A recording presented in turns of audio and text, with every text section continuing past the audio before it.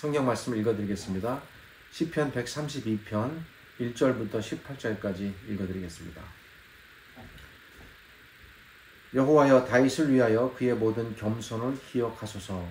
그가 여호와께 맹세하며 야곱의 전능자에게 서원하기를, 내가 내 장막집에 들어가지 아니하며 내 침상에 오르지 아니하고 내 눈으로 잠들게 하지 아니하며 내 눈꺼풀로 졸게 하지 아니하기를, 여호와의 처소 곧 야곱의 전능자의 성막을 발견하기까지 하리라 하였나이다. 우리가 그것이 에브라다에 있다 함을 들었더니 나무밭에서 찾았도다. 우리가 그의 계신 곳으로 들어가서 그의 발등상 앞에서 엎드려 예배하리로다. 여호와여, 일어나사 주의 권능의 계와 함께 평안한 곳으로 들어가소서. 주의 제사장들은 의를 옷 입고 주의 성도들은 즐거이 외칠지어다. 주의 종 다윗을 위하여 주의 기름 부음 받은 자의 얼굴을 외면하지 마옵소서. 여호와께서 다윗에게 성실히 맹세하셨으니 변하지 아니하실지라. 이르시기를, 내 몸의 소생을 내 왕 위에 둘지라. 내 자손이 내 언약과 그들에게 교훈하는 내 증거를 지킬진대 그들의 후손도 영원히 내 왕 위에 앉으리라 하셨도다. 여호와께서 시온을 택하시고 자기 거처를 삼고자 하여 이르시기를, 이는 내가 영원히 쉴 곳이라. 내가 여기 거주할 것은 이를 원하였음이로다. 내가 이 성의 식료품에 풍족히 복을 주고 떡으로 그 빈민을 만족하게 하리로다. 내가 그 제사장들에게 구원을 옷 입히리니 그 성도들은 즐거이 외치리로다. 내가 거기서 다윗에게 뿔이 나게 할 것이라. 내가 내 기름 부음 받은 자를 위하여 등을 준비하였도다. 내가 그의 원수에게는 수치를 옷 입히고 그에게는 왕관이 빛나게 하리라 하셨도다. 오늘 이 시 안에는 하나님의 마음이 어떠한가가 잘 드러나 있습니다. 하나님의 마음이라는 것을 제목으로 말씀을 나누겠습니다. 시편을 전할 때마다 말씀을 드리는데, 시편은 보통 시의 기본적인 정보들을 제공해 줍니다. 시편의 시들은 보통 해당 시의 저자가 누구인지, 그의 또 제목이 무엇인지, 그리고 때로는 그 시가 언제 지어진 시인지 등등 시에 대한 정보를 알려줍니다. 이 시도 마찬가지입니다. 1절을 보면 이 시의 저자가 다윗이라는 사실을 알 수 있습니다. 이 시의 제목은 성전에 올라가는 노래로 되어 있습니다. 특별히 성전에 올라가는 노래라는 말은 다윗이 이 시를 지은 목적이 무엇인지를 알려줍니다. 다윗은 이 시를 성전에서 하나님을 예배하는 데 사용하게 할 목적으로 지었습니다. 성전에 올라가는 노래라는 말은 성전으로 가는 길, 또 향하는 길에 노래한다는 말이 아니라, 물론 시를 그렇게 사용할 수도 있겠습니다만, 하나님께 예배할 때에 하나님을 경배하기 위해 시가 지어졌다는 말입니다. 다윗이 이 시를 지어서 악사들과 예배자들에게 주고, 악사들과 예배자들은 예배를 통해 이 시를 연주하고 낭독했습니다. 이 시의 내용을 보면 특별히 이 시가 언제쯤 지어진 시인지도 알 수가 있습니다. 11절과 12절을 보면, 여호와께서 다윗에게 성실히 맹세하셨으니 변하지 아니하실지라. 이르시기를, 내 몸의 소생을 내 왕 위에 둘지라. 내 자손이 내 언약과 그들에게 교훈하는 내 증거를 지킬진대 그들의 후손도 영원히 내 왕 위에 앉으리라 하셨도다 라고 말합니다. 이 말은 다윗이 하나님께 아들인 솔로몬으로 하여금 왕위를 이을 수 있게 해달라는 간구입니다. 이미 오래전에 하나님께서는 다윗이 왕이 되었을 때에 다윗에게 두 가지 매우 중대한 약속을 해주셨습니다. 이 두 가지 약속이 다윗 언약의 중요한 내용이 됩니다. 첫째는 하나님께서 다윗의 나라가 계속 이어지게 하실 것이다 라는 약속입니다. 그리고 두 번째는 다윗의 혈통에서 다윗을 이어 계속 왕이 날 것이다 라는 약속을 주셨습니다. 이것이 하나님께서 다윗과 언약을 맺으신 다윗 언약의 아주 중요한 두 내용입니다. 비록 이스라엘이 범죄하여 이스라엘이 북이스라엘과 남유다로 나뉘어졌지만 하나님께서는 이 약속을 신실히 지키셨습니다. 북이스라엘은 끊임없는 반란과 암살로 혈통적인 왕위 교체 체제가 거의 붕괴되었지만, 다윗이 속한 남유다는 하나님께서 다윗의 혈통으로 하여금 계속 왕위를 이어가게 하셨습니다.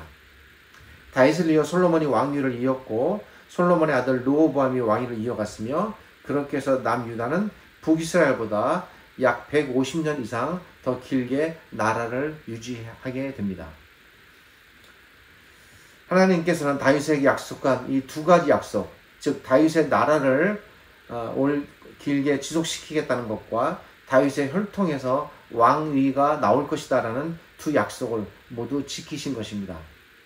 이 시는 이러한 하나님의 다윗 언약을 통해 주어지는 약속을 배경으로 지어진 시입니다. 이런 하나님을 누구보다 잘 아는 사람이 바로 다윗 자신이었습니다.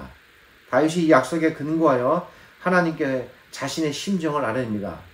11절과 12절에서 다윗이 여호와께서 다윗에게 성실히 맹세하셨으니 변하지 아니하실지라 이르시기를 내 몸의 소생을 내 왕위에 둘지라 내 자손이 내 언약과 그들에게 교훈하는 내 증거를 지킬진대 그들의 후손도 영원히 내 왕위에 앉으리라 하셨도다 라고 말하는 사실은 다윗이 하나님께서 자신과 맺으신 이 다윗 언약 그리고 그 안에 담겨있는 이 두 가지 약속의 내용 이것을 다윗이 스스로 얼마나 잘 이해하였는가를 알려줍니다. 그 약속에 의지해서 이제 하나님께서 약속하신 대로 그리고 또 자신과 언약을 맺으신 대로 이것을 이어달라라는 말의 내용입니다. 이 시에 이런 내용이 등장했다는 것은 말씀드린 대로 이 시가 언제 지어졌는지 그 때도 알려줍니다. 다윗은 40년간 왕위에 있게 되는데 이 시는 다윗이 왕이 되고 난 이후에 적어도 통치 후반에 그리고 저 구체적으로 솔로몬이 태어나서 그가 왕이 될 만큼 어느 정도 성장했을 때에 이 시가 지어졌다는 사실을 알려줍니다. 내용을 살펴보겠습니다. 이 시는 세 연으로 나뉘어집니다. 첫째 연은 1절부터 6절입니다. 이 시편의 시는 때로는 천천히 그리고 깊이 읽음으로써 읽는 것 자체로 우리에게 큰 감동을 줍니다. 그런 의미에서 1절부터 6절의 이 첫년을 한번 천천히 음미하면서 읽어보겠습니다. 여호와여 다윗을 위하여 그의 모든 겸손을 기억하소서. 그가 여호와께 맹세하며 야곱의 전능자에게 서원하기를 내가 내 장막집에 들어가지 아니하며 내 침상에 오르지 아니하고 내 눈으로 잠들게 하지 아니하며 내 눈꺼풀로 졸게 하지 아니하기를 여호와의 처소 곧 야곱의 전능자의 성막을 발견하기까지 하리라 하였나이다. 우리가 그것이 에브라다에 있다함을 들었더니 나무밭에서 찾았도다. 느낌이 어떻습니까? 이 천년의 느낌은 한마디로 여호와의 전에 대한 다윗의 그 간절함이 어느 정도인지를 알려줍니다. 다윗이 얼마나 여호와 하나님을 그리워했는지 그가 여호와의 성막을 찾아 얼마나 이리저리 헤매며 다녔는지를 알려줍니다. 그가 자신의 장막에도 들어가지 아니하고 잠자리에도 들지 못하고 심지어 눈꺼풀도 감지 않으며 여호와의 성막을 찾기까지 잠도 못 잤습니다. 여호와의 성막이 에브라다에 있다는 소문을 듣고 결국 숲속에서 그 성막을 찾았다고 말합니다. 1년에 이렇게 다윗이 얼마나 여호와를 간절히 찾고 또 찾았는지를 알려줍니다. 내용은 어렵지 않으며 시가 주는 느낌은 명료하고 단순합니다. 다음으로 두 번째 연으로 넘어갑니다. 우리가 그의 계신 곳으로 들어가서 그의 발등상 앞에서 엎드려 예배하리로다. 여호와여 일어나사 주의 권능의 궤와 함께 평안한 곳으로 들어가소서. 주의 제사장들은 의를 옷 입고 주의 성도들은 즐거이 외칠지어다. 주의 종 다윗을 위하여 주의 기름 부음 받은 자의 얼굴을 외면하지 마옵소서. 여호와께서 다윗에게 성실히 맹세하셨으니 변하지 아니하실지라. 이르시기를 내 몸에 수생을 내 왕위에 둘지라. 내 자손이 내 언약과 그들에게 교훈하는 내 증거를 지킬진대. 그들의 후손도 영원히 내 왕위에 앉으리라 하셨도다. 첫 번째 연에 이어서 두 번째 연의 느낌은 어떻습니까? 그렇게 여호와의 성막을 찾아 헤매던 다윗이 마침내 여호와의 성막을 찾았습니다. 얼마나 기뻤겠습니까? 또 얼마나 즐거운지 모릅니다. 그래서 다윗이 이런 자신의 기쁨을 노래하는 시가 1년에 이어지는 2연의 내용입니다. 여호와의 성막을 발견하자 그분 앞에 또 그분 발 앞에 엎드렸습니다. 엎드려서 여호와 하나님을 예배합니다. 이토록 하나님을 간절히 찾고 하나님을 이렇게 기쁘게 예배하는 것이 다윗이 얼마나 바라던 일인지 모릅니다. 자신만 예배하는 것이 아니라 모든 백성들, 성도들도 즐거이 함께 예배하자고 말합니다. 찾고 찾았던 여호와를 드디어 만난 다윗은 그 기쁨을 감출 길이 없었습니다. 이것이 이언에 나타나는 다윗의 심정입니다. 이언 역시 1년에 이어서 내용은 쉽고 간단하며 분위기도 명료합니다. 이제 두 번째 연에 이어지는 마지막 연인 세 번째 연이 이렇게 말합니다. 여호와께서 시온을 택하시고 자기 거처를 삼고자 하여 이르시기를 이는 내가 영원히 쉴 곳이라. 내가 여기 거주할 것은 이를 원하였음이로다. 내가 이 성의 식료품에 풍족히 복을 주고 떡으로 그 빈민을 만족하게 하리로다. 내가 그 제사장들에게 구원을 옷 입히리니 그 성도들은 즐거이 외치리로다. 내가 거기서 다윗에게 뿔이 나게 할 것이라. 내가 내 기름 부음 받은 자를 위하여 등을 준비하였도다. 내가 그의 원수에게는 수치를 옷 입히고 그에게는 왕관이 빛나게 하리라 하셨도다. 세 번째 연의 느낌은 어떻습니까? 첫 번째 연에서는 다윗이 얼마나 여호와의 성막을 간절히 찾았는지를 알려주고, 두 번째 연은 그렇게 바라던 여호와의 성막을 찾은 다윗의 기쁨이 얼마나 컸는지, 그래서 하나님께 그 발 앞에 엎드려 예배하는 다윗의 그 심정과 마음이 전해집니다. 그렇게 하나님을 찾아서 예배하는 다윗에게 결국은 내려지는 하나님의 응답, 하나님의 그 반응이 바로 이 세 번째 연에 나타나는 것입니다.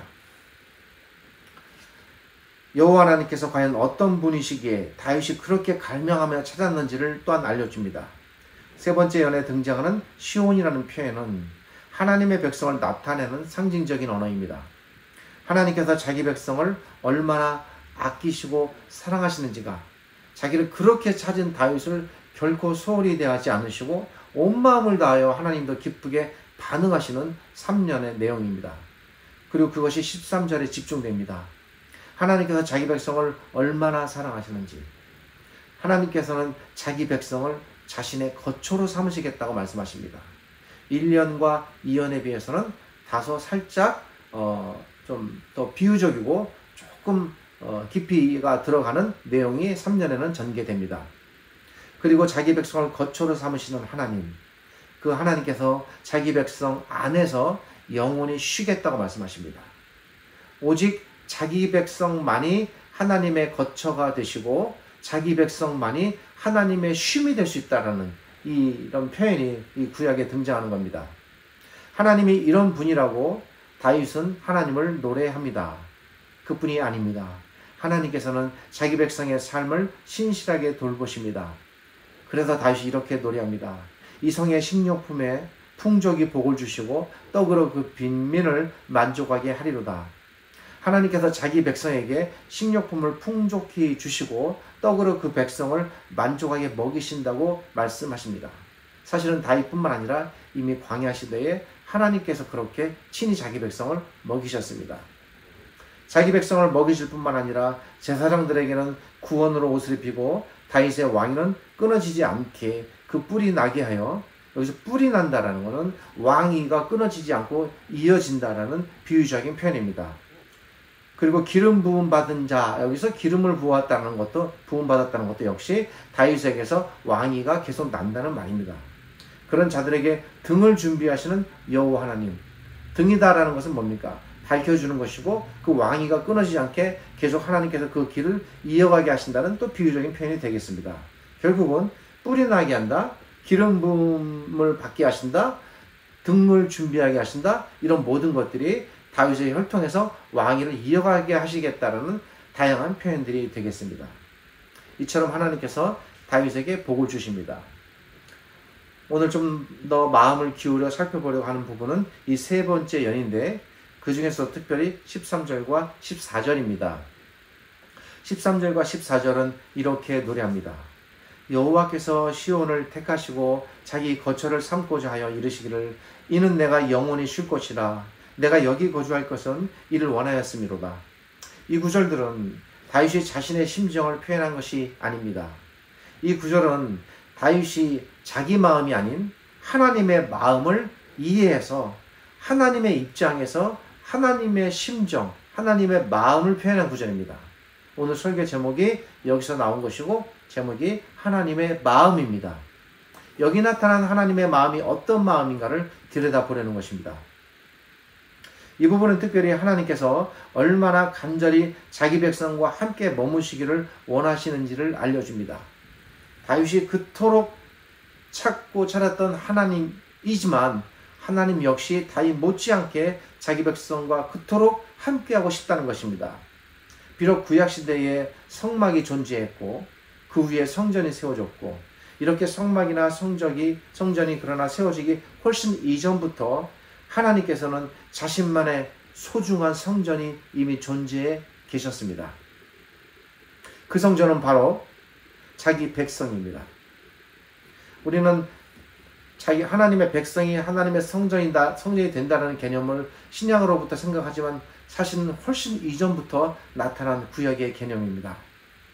하나님께는 이미 성막이나 성전이 존재하고 건립되기 이전부터 오직 자기 백성만이 자신의 참 성전이다라는 것을 이미 그렇게 알고 계셨고 성전으로 삼으셨던 것입니다. 그 자기 백성인 성전을 이제 눈에 보이는 건물로서 나타내 보이신 것이 우리가 아는 성막과 성전이고 그러기에 성막과 성전은 상징물입니다.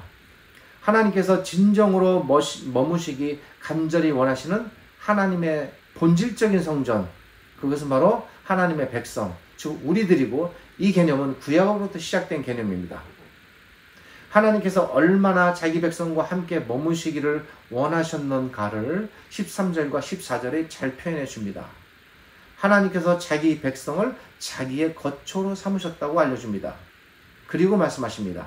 거처로 삼으실 뿐만 아니라 그 거처가 어떤 거처인가? 이는 내가 영원히 쉴 곳이다. 하나님의 영원한 쉼터라는 것입니다. 무엇이?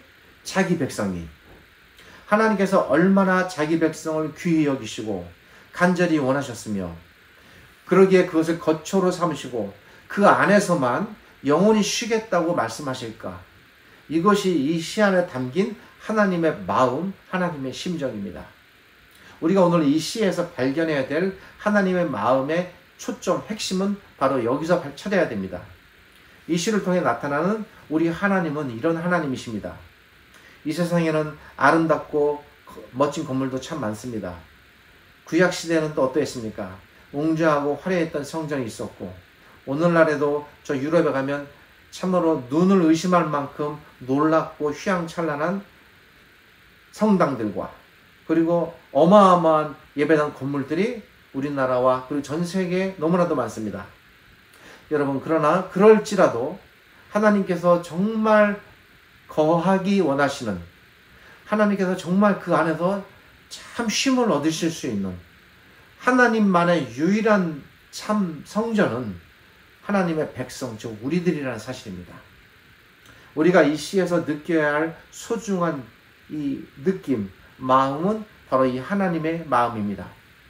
하나님께서 얼마나 자기 백성과 함께 사시기를 간절히 원하시는가, 그것을 느낀다면 우리가 이 시를 더 풍족하게 잘 느낄 수 있을 것입니다.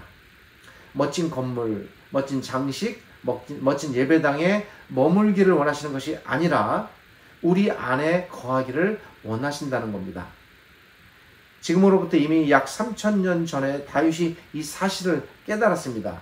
비록 다윗이 성전의 건립을 준비하고 솔로몬이 그렇게 멋있는 아주 찬란한 성전을 지었지만 그럼에도 불구하고 다윗은 하나님은 자기 백성 안에서 거하시고 자기 백성만을 쉼터로 삼으신다는 것을 성전 건립을 준비하는 다윗이 먼저 깨달은 것입니다. 이 부분이 중요합니다. 물리적인 건물의 성전을 넘어서서 우리 마음 안에 거하기 원하시는 하나님, 집을 나간 아들을 간절히 기다리는 아버지의 그 간절한 마음, 무리를 떠나 길을 헤매는 어린 양을 찾기 간절히 원하시는 선한 목자의 그 마음, 이런 마음들이 모두 이 시 안에 담겨져 있는 우리 하나님의 마음입니다. 때로는 우리가 곁에 있는 사람에게 뭔가를 말해줘야 하고 뭔가를 해주어야 할 때도 있습니다. 그렇게 해서 위로와 용기를 줄 수 있습니다. 그런데 아주 가끔씩은 아무 말을 못할 때도 있습니다. 할 수가 없는 겁니다. 아무것을 해줄 수가 없을 때도 있습니다. 그럴 때 우리가 할 수 있는 유일한 방편은 그 사람 옆에 있는 겁니다. 그냥 곁에 함께 머물러 있는 겁니다. 아무 말을 못해도, 아무 것을 해주지 못해도 그 사람 곁에 묵묵히 있는 것만으로도 큰 힘이 된다는 것을 알 때가 있습니다. 무슨 말로도 위로할 수 없을 때, 무엇으로도 나눌 수 없을 때, 그냥 곁에 그 자리를 떠나지 않는 것, 머무는 것, 다정한 미소로 나의 사랑하는 사람을 바라봐 주는 것, 가슴을 따뜻하게 안아주는 것, 그 자체가 가장 큰 힘이 될 때가 분명히 있습니다. 우리가 하나님께 대하여도 마찬가지입니다. 뭔가를 섬기고 뭔가를 드리고 뭔가를 희생하는 것은 물론 좋습니다만 여러분 꼭 그렇게 하지 못해도 좋습니다. 우리가 오늘 이 시간에 담겨있는 하나님의 마음을 정확하게 여러분들이 이해하고 그리고 안다면 아마 저의 생각에 공감하실 겁니다. 때로는 우리가 하나님 곁에서 아무 말 없이 그 머물러 있는 그 자체, 머무름 자체가 우리 하나님께 큰 기쁨이 됩니다. 왜입니까? 하나님께서 우리를 처소로 삼으시고 우리 안에 계시는 것만을 기쁨으로 그리고 쉼을 우리 안에서 얻는다는 것 때문입니다. 언제나 하나님께서는 우리 자신이 가장 큰 기쁨이기 때문입니다. 우리에 대한 하나님의 마음이 가장 잘 표현되는 곳이 예수님의 돌아온 아들에 대한 비유입니다. 예수님의 그 비유에서 아버지의 가장 간절한 바람, 아버지의 가장 간절한 마음은 아들 그 자체에 맞추어져 있었듯 지금도 하나님께서 우리에게 대하여 마찬가지입니다. 우리가 가지고 우리가 드리고 우리가 헌신하고 우리가 하는 우리 주변의 것들이 아니라 그냥 우리 자신에게 맞춰져 있는 겁니다. 그 어떤 무엇, 드림, 희생, 헌신도 물론 원하실 때도 있고 그것이 귀중하고 가치 있을 때도 있습니다만 그럼에도 불구하고 언제나 하나님께서 가장 간절히 찾고 원하시는 그 본질적인 곳은 우리에 관한 무엇이 아니라 우리 자신입니다. 하나님께서 언제나 우리 자신이 가장 큰 기쁨이며 즐거움입니다. 이 사상이 이 시안에 담겨 있습니다. 그러면 우리가 하나님 곁에 머무는 것, 그분과 그냥 함께 있는 것, 그 자체로 하나님의 기쁨입니다. 하나님께서 가장 간절히 원하시는 것은 언제나 우리가 드리는 그 무엇이 아니라 우리 자신이라는 사실을 늘 잊지 말아야 합니다. 그러기에 우리는 항상 우리는 그렇게 집중하게 됩니다. 나도 모르게 무엇을 얼마나 드리고 어떻게 헌신하고 이렇게 할 것인가 이런 것에 집중하시기보다는 어떻게 하면 우리의 마음 중심이 흔들리지 않을 수 있을까? 어떻게 하면 우리 마음이 하나님께 고정되어 그분께 향해 있을까를 생각해야 됩니다. 어떻게 하면 우리가 우리의 마음을 하나님께만 드리고 우리의 마음을 늘 참되고 거룩하게 가꾸어 갈 수 있을까? 사랑하는 여러분, 늘 이 부분을 고민하고 또 고민하시기 바랍니다. 여호와 하나님, 그분의 행복, 그분의 즐거움, 그분의 기쁨은 언제나 우리 자신입니다. 기도하겠습니다. 하나님 감사합니다. 오늘 말씀을 통해서 이 시를 통해서 진정 하나님의 마음이 어떤 마음인지 하나님의 마음이 무엇인지를 알아보고 살펴보는 시간을 가졌습니다. 다윗이 이 시를 통하여 고백하였듯이 참되고 거룩한 하나님께서 진정 원하시는 하나님의 처소는 눈에 보이는 화려한 건물이나 외형이 아니라 사랑하는 하나님의 백성 그 자체임을 저희가 잘 깨닫고 배우게 하여 주옵소서. 그래서 우리가 다른 그 무엇에 집중하는 것이 아니라 우리 자신의 마음을 잘 가꾸고 하나님께서 우리 안에 머무르시며 우리 안에서 참 쉼을 얻으실 수 있도록 우리가 그런 하나님의 참되고 거룩한 온전한 성전이 되는 일에 우리가 마음을 기울이고 우리의 뜻을 잘 새겨가게 하여 주옵소서. 그렇게 하여 오늘 말씀을 우리 마음 가운데 새기고 부지런히 갈고 닦고 실천하는 참되고 거룩한 신자들로 살아가게 하여 주옵소서. 지금은 우리 주님 예수 그리스도의 은혜와 저희를 지극히 사랑하시는 아버지 하나님의 크신 사랑과 오늘 이 말씀으로 우리에게 찾아오셔서 우리를 참 성전으로 삼기 원하시며 우리와 함께 머물기 원하시는 그 하나님을 오직 사랑하고 따르는 저희 모든 신자들이 되기를 우리 주님 예수 그리스도의 이름으로 축복하며 기도드립니다.